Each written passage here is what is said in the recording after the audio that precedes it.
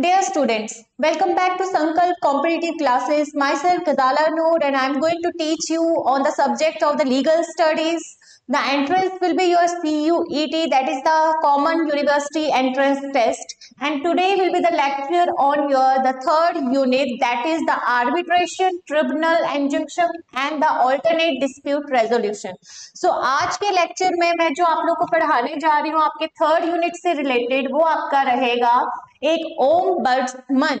Ombudsman के बारे में आप लोग पढ़ेंगे, उसकी मीनिंग पढ़ेंगे, डेफिनेशन पढ़ेंगे और ओम्बड्समन वर्ड कहाँ से आया, इसका जो इंस्टीट्यूशन है, institution of ombudsman in a state and roles of ombudsman और उसका प्रोसेस, और जिसके जरिए आप वो भी पढ़ेंगे कि लोकायुक्त और लोकपाल हम किस हिसाब से पढ़ते हैं और हम ये लोकपाल कब आया, लोकपाल के कितने बिल्स वगैरह बने, वो भी आप इसी में आज पढ़ने जाएंगे। ठीक है, सबसे पहली बात ओम्बड्समन। ओम्बड्समन है क्या चीज जो हम पढ़ते रहते हैं? ओम्बड्समन बेसिकली ये आपके तीन भागों में डिवाइड है। ओम्बड्समन या मैन को आप पर्सन भी बोल सकते हैं, ये बेसिकली एक मैन है, पर्सन है, ह्यूमन बॉडी है। ठीक है, बर्ड्स एंड ओम्बड्समन इन तीन भागों से बनके बना है आपका ओम्बड्समन। अब ओम्बड्समन होता क्या है, वो उसका मतलब क्या है, वो आप इस लेक्चर में पढ़ाया जाएगा। What does that means, what are the ombudsman means. ठीक है, एन ओम्बड्समन या ombuds person investigate the complaints from the public about the way that the government is working। ये बेसिकली एक पर्सन होता है जो इन्वेस्टिगेशन करता है उन कंप्लेंट्स में जो कि पब्लिक करती है, किसके थ्रू, मतलब किसके खिलाफ, गवर्नमेंट का, कि वो वर्क कर रही है या नहीं। ये बेसिकली आपका एक एडमिनिस्ट्रेशन सिस्टम को चलाने का ये जरिया है कि हम उस पर कंप्लेन कर सकते हैं, ताकि जो डिस्क्रिशनरी पावर है उस पर्टिकुलर डिपार्टमेंट की, गवर्नमेंट डिपार्टमेंट की, कि वो अपने काम को तरीके से कर रही है या नहीं। ठीक है, बकायदा इसके प्रोसेस होते हैं, प्रोसीजर फॉलो होते हैं। They have look to how government departments are doing their work. If they find discrimination they suggest the remedies also. अगर डिपार्टमेंट ने जो भी इन्वेस्टिगेशन करी है, अगर उनको लगता है कि इसमें कुछ डिस्क्रिमिनेशन हो रही है, ट्रांसपेरेंसी नहीं है, अकाउंटेबल नहीं है, तो उनमें रेमेडीज प्रोवाइड करी जाएगी। अगर किसी पर्सन ने ही अपने ही डिपार्टमेंट में अपने ही सिस्टम के खिलाफ कुछ कंप्लेन करी है, उसके भी बकायदा इन्वेस्टिगेशंस करते हैं और उस पूरे सिस्टम को, उस पूरे प्रोसेस को कहते हैं ओम्बड्समन। ठीक है, ये इतना क्लियर है कि it is a person, ombudsman या ombuds person is a person who investigates the complaint from the public about the way that the government is working properly or not। ठीक है, it is basically for the process, for the investigations and complaints which comes from the public, that only on the government public, only on the government departments। ठीक है, ombudsman को हम एक quasi judicial भी कहते हैं। Basically ombudsman is a quasi judicial who acts independently and non partiality means आप इसको unbiasedness भी, मतलब biasness कहते हैं, या ये partiality नहीं है इसमें। to perform his duty to supervise the administration। ठीक है, he performs the duty of inquiry। he कौन means ओम्बड्समन वाला पर्सन, वही इसकी ड्यूटी अपनाएगा जिस पे ड्यूटी सौंपी होगी। he performs the duty of inquiry, investigation to deal with the specific purpose, जिसके खिलाफ या जिस पर्पस के लिए वो कंप्लेन आई हो, या उसकी वर्किंग के लिए कंप्लेन आई हो, या उसके अकाउंट्स के लिए वर्किंग आया हो, या अगर उसने कुछ जुडिशरी एग्जीक्यूट नहीं किया उसके लिए, या कुछ ऐसा रूल आया है जो इम्प्लीमेंट नहीं हो रहा, जो एक पर्टिकुलर स्पेसिफिक कंप्लेन आएगी from the public against such administrative injustice या माल एडमिनिस्ट्रेशन। ठीक है, माल एडमिनिस्ट्रेशन का यही मतलब होता है कि आपका एडमिनिस्ट्रेशन एक मैलाफाइड इंटेंशन से चल रहा है, बोनाफाइड इंटेंशन में जिसका नहीं है। In essence the primary duty of a ombudsman, उसकी यही रहेगी कि वो सबसे पहले इन्वेस्टिगेट करे उस कंप्लेन की और अटेम्प्ट करे कि वो उसको रिजॉल्व कर सके जितनी जल्दी हो सके। तो अगर कहीं पे रिकमेंडेशन की जरूरत पड़ती है कि मतलब किसी और से हेल्प लेने की जरूरत पड़ती है या थर्ड पार्टी की जरूरत पड़ती है, और थर्ड पार्टी जो आपने एडीआर में पढ़ा कि हम आर्बिट्रेशन की भी जरूरत ले सकते हैं या मीडिएशन की जरूरत ले सकते हैं, तो ये भी वो हेल्प रिकमेंडेशन ले सकता है। Since a nation's prosperity typically depends upon the proper and efficient functioning of the administrative side of the nation, ensuring that no corruption will be taken place in that significant value. Basically ombudsman ये आपका जो देखता है वो corruption पे देखता है, ठीक है। जो आपका सबसे पहले लोकपाल बिल भी बना था वो एंटी करप्शन पर ही बना था, कि देखने के लिए वो बिल पास हुआ था सबसे पहले आपका 2013 में, कि भाई उसी के बाद आपके 2018 में भी एक और बिल पास हुआ है, कभी एजुकेशन को लेके कभी करप्शन को लेके, आपके अलग अलग सर्कमस्टांसेस सिचुएशंस जो अलग अलग उग रही है देश में या सोसाइटी में, उनको लेके आपके बिल पास होते हैं। तो वो जो बिल पास होता है वो भी एक ओम्बड्समैन का ही एक पार्ट होता है, ठीक है। ओम्बड्समैन जो है वो हमारी सोसाइटी में बहुत ही इंपॉर्टेंट प्ले कर रही है, इंपॉर्टेंट रोल प्ले कर रही है to tackle the issue of the corruption in the India. Basically जो लोकपाल जो मैंने अभी बोला that is also the main role, the centre, जिसका सेंटर जो हम बोलते हैं सेंटर लेवल पे and Lokayukta at a state level पे, ठीक है। जो आपका लोकपाल है वो आपका सेंटर लेवल पे देखती है कि कोई करप्शन ना हो।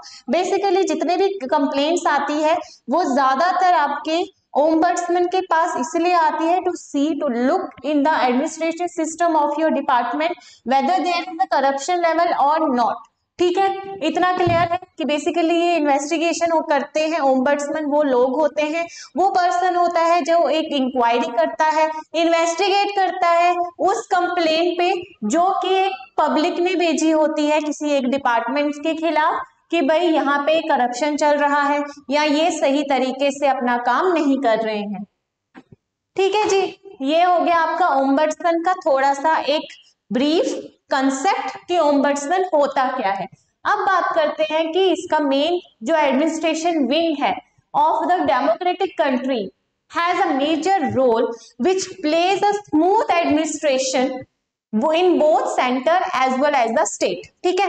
आपका जितना भी काम होता है सेंटर में या स्टेट में और उनकी जो एडमिनिस्ट्रेशन काम करते हैं उनका बेसिकली सारा काम करने का मुद्दा यही होता है कि हम वो अच्छे से डील कर सके। जो इसका एडमिनिस्ट्रेशन डिपार्टमेंट होता है, हर एक डिपार्टमेंट का एक एडम ब्लॉक जरूर होता ही होता है। The administration authorities in a democratic country like India are also manifest with the ways discretionary power जो उनके प्रॉपर एडमिनिस्ट्रेशन डिपार्टमेंट में होता है। हर एक गवर्नमेंट डिपार्टमेंट के पास एक डिस्क्रिशनरी पावर भी होती है उन्हीं के डिपार्टमेंट की। जरूरी नहीं है कि कोई भी कंप्लेन आए तो उसको सबसे पहले कहाँ जाना है, कोर्ट में जाना है, ठीक है। However with the ever increasing wide discretionary power, जितने भी डिस्क्रिशनरी पावर है वो बहुत ही ज्यादा बढ़ जाए तो उसको अथॉरिटीज को देखने के लिए आपको इसकी जरूरत पड़ती है। It leaves a large room for abuse और misuse of power resulting in a maladministration and of course the corruption in the system में करप्शन तो जरूर होंगे जब हर किसी के पास अपनी अथॉरिटीज आ जाती है, ठीक है। जैसे जैसे रैंक इंक्रीज होगा, जैसे जैसे अथॉरिटीज इंक्रीज होंगी, जैसे जैसे उनके पास अपनी डिस्क्रिशनरी पावर्स इंक्रीज होंगी तो डेफिनेटली हर कोई अपनी मर्जी से काम करेगा। तो जो हमारी यहाँ पे क्या लीक कर देता है, क्या छोड़ देता है, कि अब्यूसिव लैंग्वेज पे छोड़ देता है या वो अपनी पावर का मिसयूज करने लग जाता है, या रिजल्ट क्या आता है माल एडमिनिस्ट्रेशन का, या ऑफ कोर्स करप्शन होती है इन अ सिस्टम। तो उन सबको देखने के लिए हमें ओम्बड्समैन की जरूरत पड़ती है। In India like in our country the traditional democratic organs don't provide an adequate and effective control mechanism over the administration system. या एडमिनिस्ट्रेशन के जितने भी फंक्शंस होते हैं हमारे इंडिया में एक एडुकेट लेवल का एक प्रॉपर तरीके से वो ऑर्गन्स प्रोवाइड नहीं किए गए हैं, वो मैकेनिज्म हमारे देश में नहीं है। इसी वजह से due to the lack of mechanism, although we are belonging to the modern cities, modern technologies are here, but the lack of mechanism which are used in the functioning of the administration system, due to the lack of that mechanism, it may lead to the negotiation of the democratic values in the country. So here the role of ombudsman comes to play a very important role because it is believed that to bring such ombudsman, इससे हमारा एक effective control रहता है हमारे administrative system में और उसके जो फंक्शंस होते हैं। ठीक है, बेसिकली आपका जो ओम्बड्समैन है हम इसको एक मैकेनिज्म भी कहते हैं, हम इसको एक ऐसा प्रोसेस बोलते हैं जो हमारा एडमिनिस्ट्रेशन सिस्टम में कोई मिसयूज ऑफ पावर हो रही है या माल एडमिनिस्ट्रेशन हो रही है या करप्शन हो रहा है, उन सबको देखने के लिए हमें ओम्बड्समैन की जरूरत पड़ती है। ठीक है जी, इतना क्लियर है। फिर है वर्ड ओम्बड्समैन आया कहां से। ठीक है, ओम्बड्समैन जो है that was originated from the Swedish word. Swedish is not a sweet dish, Swedish जगह का नाम है ओम्बड्स विच मीन्स एन ऑफिसर या कमिश्नर। ठीक है, ओम्बड्समैन का जो ओरिजिन हुआ है वो ओरिजिन हुआ है हमारे स्वीडिश से और जिसका मतलब होता है ऑफिसर या commissioner. In its special sense, अगर हम एक स्पेशल सेंस से देखें तो सबसे बड़ी बात इनकी आती है कि it is a quasi judicial administration. ठीक है, this is a very important topic, this is a very important word which is used in the ombudsman, that it is also known as the quasi judicial administration and this will definitely come as a MCQ point of view। ठीक है, ये आपका एक point बन गया। From where it is originated, ये भी आपका एक पॉइंट बन गया। ठीक है, that is the commissioner who has a duty of investigating and reporting to parliament. अब बात आती है, अब इन्होंने इन्वेस्टिगेट तो कर ली लेकिन फिर ये रिपोर्ट कहाँ करेंगे। ठीक है, ये अपने डिपार्टमेंट में या उसी डिपार्टमेंट तो नहीं करेंगे। फिर ये बात आती है जो गवर्नमेंट के डिपार्टमेंट्स होते हैं जैसे सेंटर हो गया, स्टेट हो गया, स्टेट के जितने भी है और सबसे बड़ी बात जो सेंटर के जो जितने भी गवर्नमेंट डिपार्टमेंट्स है ये रिपोर्ट करते हैं इन्वेस्टिगेशन करने के बाद पार्लियामेंट में of citizens complain against public servant या कोई public agencies. A very important line here that after the investigation, the officer who is called ombudsman or you can say that the commissioner who has a duty to investigate all the complaints from the public and report to the public parliament of citizens complaint which was against any public servant या कोई public agency। ठीक है, ombudsman का कोई भी legal power नहीं होता है except the power of inquiry, investigation का और इंक्वायरी का ही पावर होता है उसके पास into the maladministration complaints made by the citizen. ठीक है, ज्यादातर जितने भी कंप्लेंट्स आती हैं गवर्नमेंट के खिलाफ या डिपार्टमेंट के खिलाफ वो आते हैं करप्शंस पे या उनका मिसयूज ऑफ पावर या माल एडमिनिस्ट्रेशन की वजह से कि ट्रांसपेरेंसी भी नहीं है। ठीक है, उन चीजों को लेके ओम्बड्समैन का काम सिर्फ इतना है कि वो सिर्फ इन्वेस्टिगेट करेगा, रिपोर्ट बनाएगा, इंक्वायरी करेगा। उसके पास कोई भी लीगल पावर नहीं है कि वो किसी के खिलाफ जाके या कुछ भी ऑर्डर प्रोनाउंस करे या कोई भी ऐसा एग्जीक्यूशन करे उसके ऊपर। ठीक है, ना ही उसके पास कोई ऐसा दबाव है कि वो उस बंदे के पास, उस पब्लिक एजेंसी के पास कोई खिलाफ उसके खिलाफ कुछ कंप्लेंट फाइल कर सके। ठीक है, उसका काम सिर्फ इतना है कि वो उसमें रिपोर्ट बनाए, इंक्वायरी करे और उस कंप्लेंट के इन्वेस्टिगेट करे, दैट्स इट। फिर बात करते हैं अलग तरीके से इसका कि ओम्बड्समैन जो हमने बोला कि वो एक क्वासी जुडिशियल है। ठीक है। क्वासी जुडिशियल है, I have already underline it, quasi judicial officer of parliament. आपका इसके ऊपर क्वेश्चन आ सकता है कि ओम्बड्समैन जो है वो क्वासी जुडिशियल ऑफिसर है, मींस हाफ जुडिशरी पावर है इसके पास, ठीक है, पावर ऑफ पार्लियामेंट, ठीक है जी। Whose primary function is just investigate the complaints, या सेम वही बात, और allegation against the public administration, expose करना उस चीज को कि एग्जीक्यूटिव ऑफिसर्स जो है वो सही तरीके से काम नहीं कर रहे, या जो उनके जो काम करने वाले एडमिनिस्ट्रेशन ऑफिसर्स हैं वो सही तरीके से नहीं कर पा रहे, या फिर ये बात हो जाएगी कि जो उनका माल एडमिनिस्ट्रेशन चल रहा है या मिसयूज ऑफ पावर्स हो रही है, वो सारी चीजें एक्सपोज कर सकते हैं या इन्वेस्टिगेट कर सकते हैं कंप्लेंट्स को, या इंक्वायरी कर सकते हैं, ठीक है जी। द मेन एम, अब इसमें एम की बात आती है, the main aim of ombudsman का ये है that the institution of ombudsman is to safeguard the citizens of his country against any misuse of powers which was done by any public officer या कोई भी डिपार्टमेंट, ठीक है।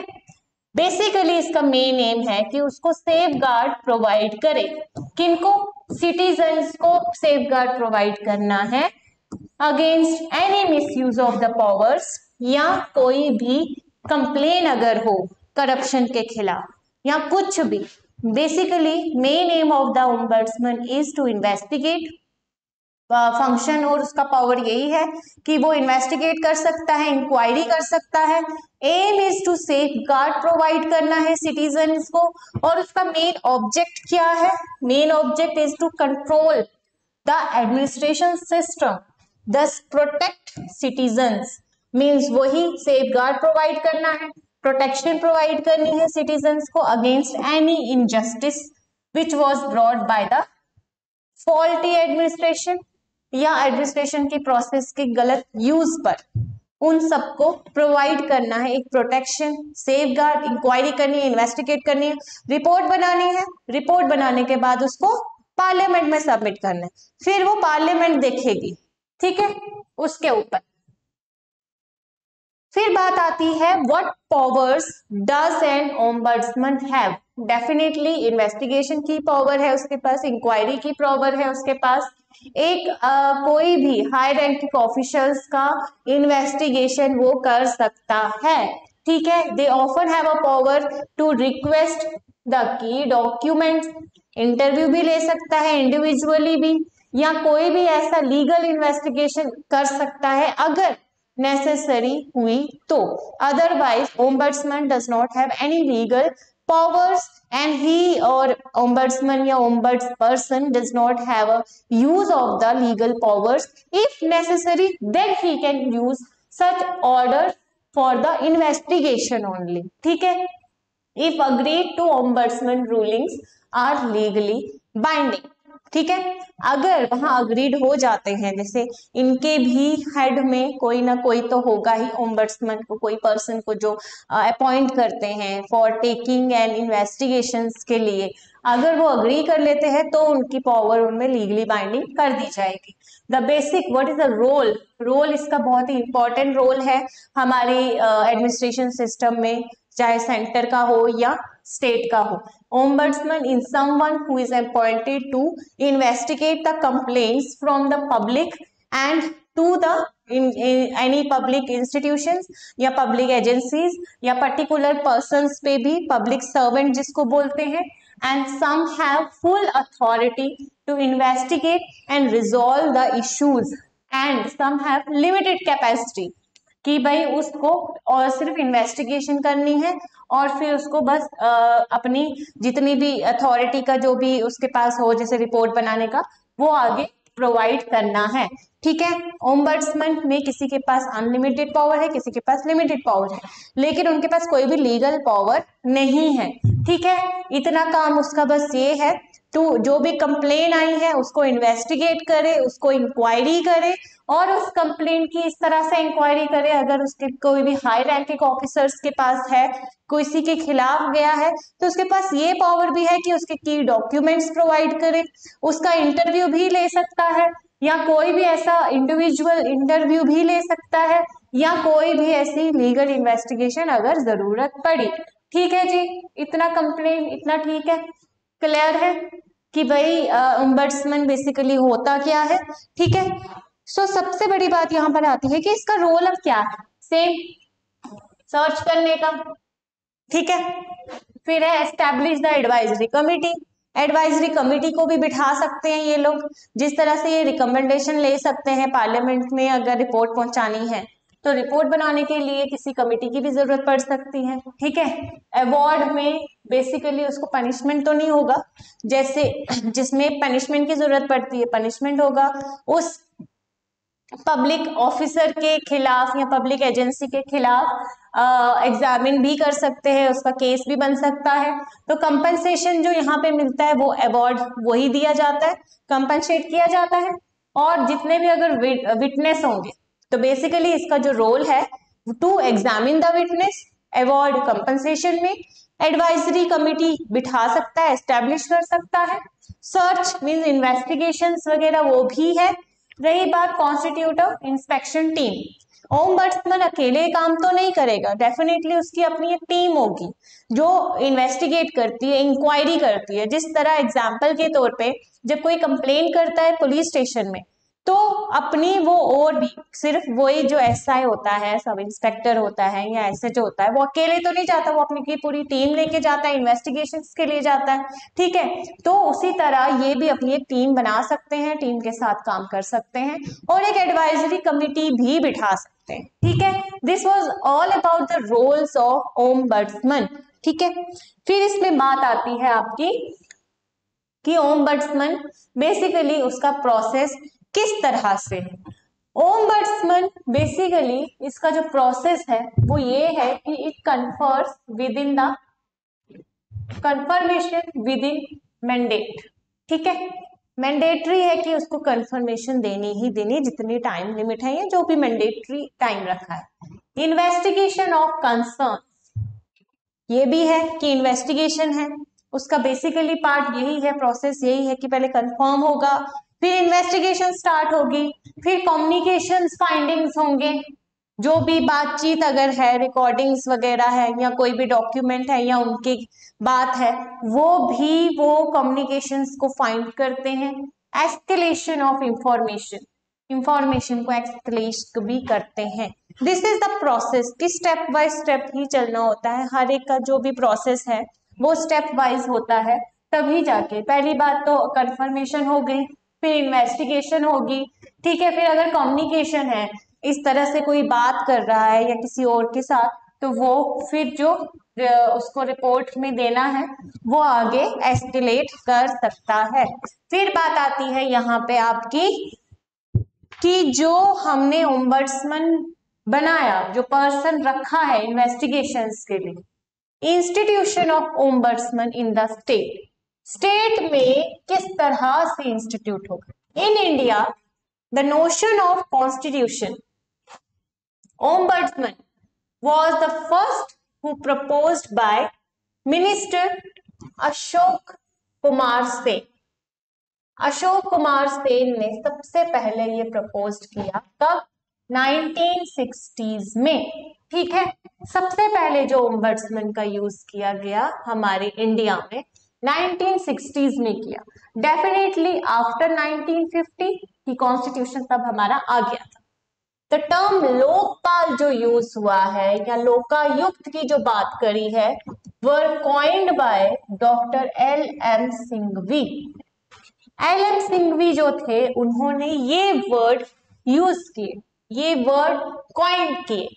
1968 8 साल के बाद फर्स्ट बिल पास हुआ लोकसभा में, जो लैप्स किया गया dissolution of Lok Sabha, which was lapsed 8 times afterwards till 2011 कि लोकसभा को डिसॉल्व कर दी जाए। तो वो तो लैप्स होना ही था, ठीक है। 2011 तक, 8 साल तक वो बिल लैप्स कर गई, आगे नहीं बढ़ी। फिर 2002 में एम वेंकटलिया जी ने, जो चेयरमैन थे रिव्यू कमीशन के, उन्होंने अपॉइंटमेंट की बात करी, अपॉइंटमेंट ऑफ द लोकपाल और Lokayukta, with the recommendation that the prime minister should not be included within the purview of the authority। ठीक है, उन्होंने ये बोला, he asked for the appointment of Lokpal और Lokayukta with the recommendation of the prime minister should not be included with the purview of its authority। It was in the year of 2011। 2011 में Lokpal bill was passed and eventually led to establishing the institution of ombudsman। Ombudsman को हम लोकपाल भी कहते हैं, यहाँ पे at the centre के लिए, और लोकायुक्त कहते हैं स्टेट के लिए। ठीक है, बेसिकली लोकपाल स्टेट सेंटर के लिए, लोकायुक्त आपका स्टेट के लिए। ठीक है, establishment of the institution of ombudsman, ombudsman के इंस्टीट्यूशन को एस्टैब्लिश करने के लिए। लोकपाल जो बात है यहाँ पे is the Indian ombudsman and Lokayukta is the state ombudsman. Clear है इतना? Lokpal in India, national anti corruption to look into the complaints against any public servants या officials which are defined under the Lokpal Act 2013। जो कि मैंने पहले भी बोला, जो आपका सबसे पहले लोकपाल बिल प्रोनाउंस हुआ वो 2012 में हुआ, 11-12 में लगा तो पास हुआ, 2013 का एक्ट बना, केम इनटू फोर्स इन 2013। ठीक है, बेसिकली इंडिया में जब वो आया उसकी जरूरत पड़ी करप्शन को चेक करने की, एंटी करप्शन ओम्बड्समैन बनाया to look into the matter of the complaints against any public servants or any public officers या agencies। The quasi-judicial body was also constituted to check the menace of corruption in India। ठीक है, quasi judicial body भी बनाई गई। तो quasi judicial body basically आपका ombudsman ही आता है, जो आपके सेंटर में क्या नाम दिया है, लोकपाल, और स्टेट के लिए इंडिया में लोकायुक्त। ठीक है, इसका जो मेन कंपोजिशन है office, Lokpal office comprises the chairman and up to 8 members. ठीक है, इसके 8 मेंबर्स हैं और एक चेयरमैन भी होगा, और जो चेयरमैन होता है वो जरूरी है एक हाई अथॉरिटी या हाई रैंक पर्सन।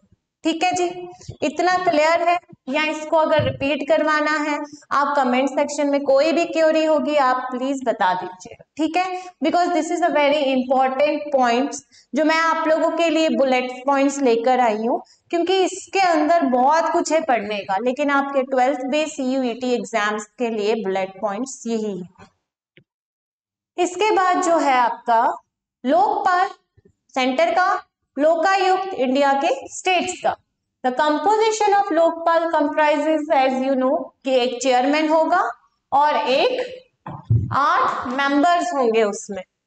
ठीक है, एक ऑफिस में एक चेयरमैन होगा और 8 मेंबर्स होंगे लोकपाल लोकायुक्त।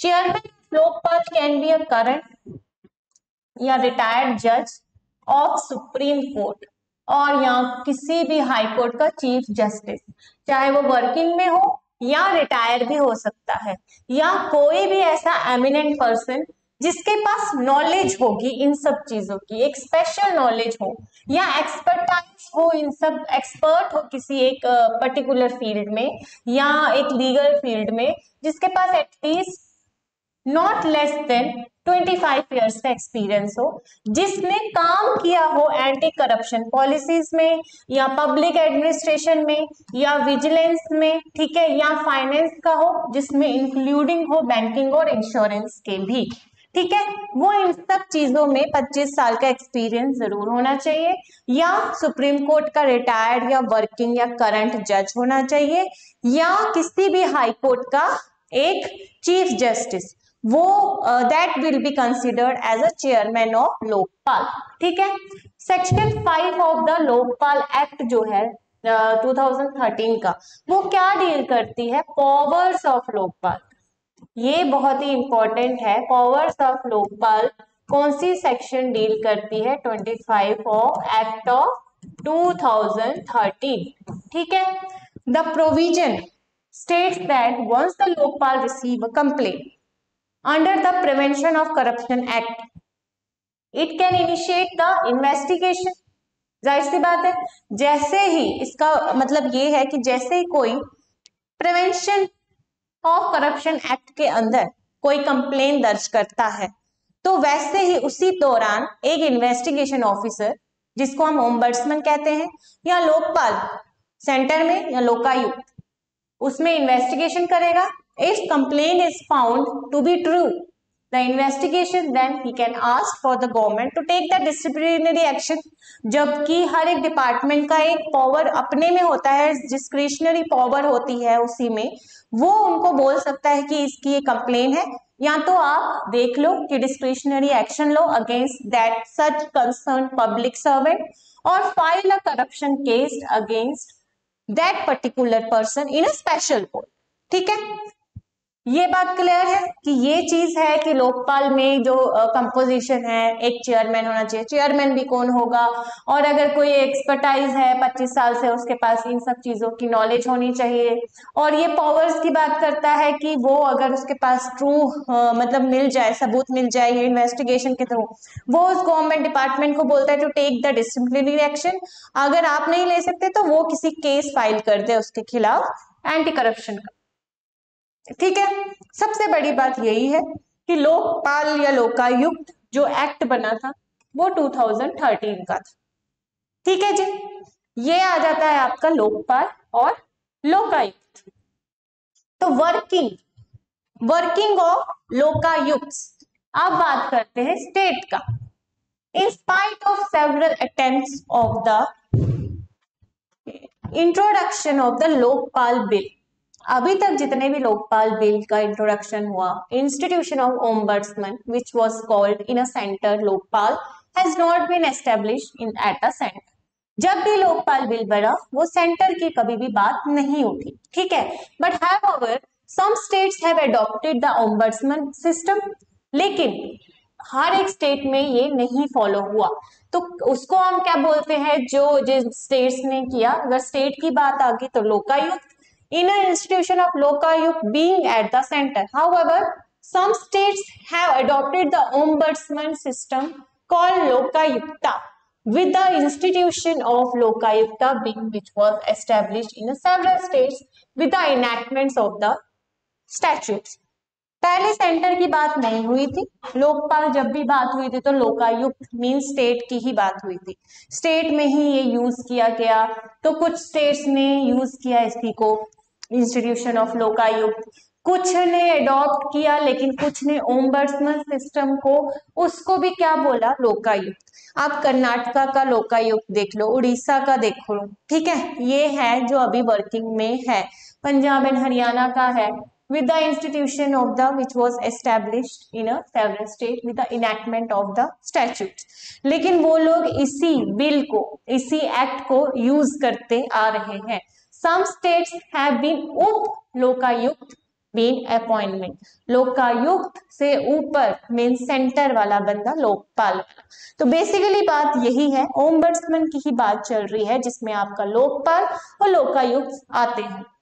लोकपाल बिल ये आपका करंट का है, कि जो अभी करंट में Lokpal bill which was introduced and which was passed in the year of 2018 under the article 252 of the Indian constitution which emphasizes provision which pertaining to the power of parliament to legislate for more or two states by consent and adopt किया such legislation by any other state। 2019 में supreme court के जो जज थे, farmer जज, that will consider, उन्होंने ये बोला, पिनाकी चंद्रा ने, कि भाई जो भी इंडियन कॉन्स्टिट्यूशन में ये जो पास हुआ है बिल 2018 में अंडर आर्टिकल 252, उसमें ये प्रोविजन डाल दिया कि power of parliament to legislate दो या दो से ज्यादा स्टेट्स का उनकी कंसेंट के थ्रू एडॉप्ट करे उस लेजिस्लेशन को, या किसी और स्टेट का जो मींस यही उसको एडॉप्ट करना था। ठीक है, इसमें अमेंडमेंट हुई थी, तो ये आपके फॉर्मर चीफ जस्टिस ने 2019 में बताया। ठीक है, बेसिकली इसकी जरूरत हमें क्यों पड़ी? हमें एंटी करप्शन को रोकने का, उसको कंट्रोल करने का, या कोई भी मिसयूज हो रही है power, mall administration of the system, उन सबको कंट्रोल करने की जरूरत थी, तो ओम्बड्समैन की जरूरत पड़ी। In India the first state was Maharashtra, जिसने इंट्रोड्यूस किया लोकायुक्त को थ्रू द महाराष्ट्र लोकायुक्त, जो मैंने आपको बोला कि अभी हमारे यहाँ पे कर्नाटका का है, उड़ीसा का है, महाराष्ट्र में सबसे पहले हुआ था 1971 में। ठीक है, एंड उप लोकायुक्त एक्ट था उनका। Presently there are Lokayukta in the states of Andhra Pradesh, Arunachal Pradesh, Jammu and Kashmir, Manipur, Meghalaya, Mizoram, Nagaland, Sikkim, Tamil Nadu, Tripura and West Bengal. ठीक है, this is the main crux कि इन जगहों पे लोकायुक्त अपने अपने स्टेट का बना हुआ है। Lokayukta under the state act is generally retired जज ऑफ द सुप्रीम कोर्ट या रिटायर्ड जज chief justice of any high court. जो वर्किंग में है वो लोग आज यहाँ काम नहीं कर पाते क्योंकि वो अपनी वर्किंग में कर रहे हैं, तो इसलिए जनरली क्या होता है, स्टेट के जो लोकायुक्त एक्ट है उसमें जनरली मतलब मैक्सिमम नंबर में आपके सिर्फ रिटायर्ड जज ऑफ सुप्रीम कोर्ट है या रिटायर्ड जज chief justice of any high court. इसकी जो अपॉइंटमेंट है लोकायुक्त की is done by governor. Basically आप जब अपॉइंट करते थे जुडिशरी में भी जजेस को, तो वो भी गवर्नर करता था या प्रेसिडेंट करता था, और जब भी ऐसा क्वेश्चन आए तो प्रेसिडेंट और गवर्नर के बीच में ही होगा। As a result of consultation between the chief minister, chief justice of high court, concern high court means कौन सी स्टेट का हाई कोर्ट है, और लीडर ऑफ द ऑपोजिशन। ठीक है, जो इसका टेन्योर है वो 5 या 6 साल तक का होता है। इसकी सैलरी, प्रीरिक्विजिटीज या जो इसके प्रिविलेजेस है वो सारी चीजें आपके इसी के एक्ट के थ्रू है, इंजॉयड एज अ जज और चीफ जस्टिस बिफोर रिटायरमेंट। ठीक है, जो भी चेयरमैन होगा या कोई भी मेंबर होगा वो एज अ जज या चीफ जस्टिस ही कहलाएगा। उसको सारी फैसिलिटीज या प्रिविलेजेस प्रोवाइड करी जाती है जब तक वो रिटायर नहीं हो जाए। इन states where the Up Lokayukta is appointed, provision is also made for the role of Up Lokayukta, means उससे ऊपर वाला, और वो लोकायुक्त के शेयर्स में वर्कलोड के शेयर होते हैं। ठीक है, जो भी काम होगा वो उप लोकायुक्त के और लोकायुक्त वाले काम एक साथ करते हैं, share the workload of the Lokayukta. Still many of the complaints which was against ministers and the officers of the rank of secretary are generally to be inquired into the Lokayukta. Lokayukta की बात आ गई तो minister of that particular state, उनकी जो भी खिलाफ complain होती है वो उनकी अपनी डिस्क्रिशनरी पावर है, वो उसी स्टेट के थ्रू कंप्लेन को इन्वेस्टिगेट करते हैं। ठीक है, ये बात आ गई कि लोकायुक्त कहाँ है, कौन सी स्टेट में है। अगर लोकायुक्त में स्टेट का एक्ट चल रहा है तो वो कौन से रूल्स लगाएंगे।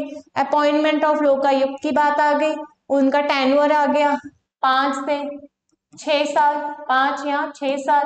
और वो जितने भी प्रिविलेज हैं, जितने भी सैलरीज है उनकी, या कोई भी पावर्स जो यूज करते हैं, जो इंजॉय करते हैं, प्रिविलेज इंजॉय करते हैं, वो will be enjoyed as a जज या चीफ जस्टिस बिफोर रिटायरमेंट। फिर उप लोकायुक्त जिन्होंने भी अपने स्टेट में अपॉइंट किया है, तो प्रोविजंस में ये भी है कि उप Lokayukta can share the workload of the Lokayuktas, ठीक है। Still there are many states जहां पे मिनिस्टर्स के खिलाफ कंप्लेन होती है, या उनके ऑफिसर्स के खिलाफ जिनका रैंक सेक्रेटरी तक तो हो, तो जनरली जो उनकी इंक्वायरीज होती है वो लोकायुक्ता ही देखती है।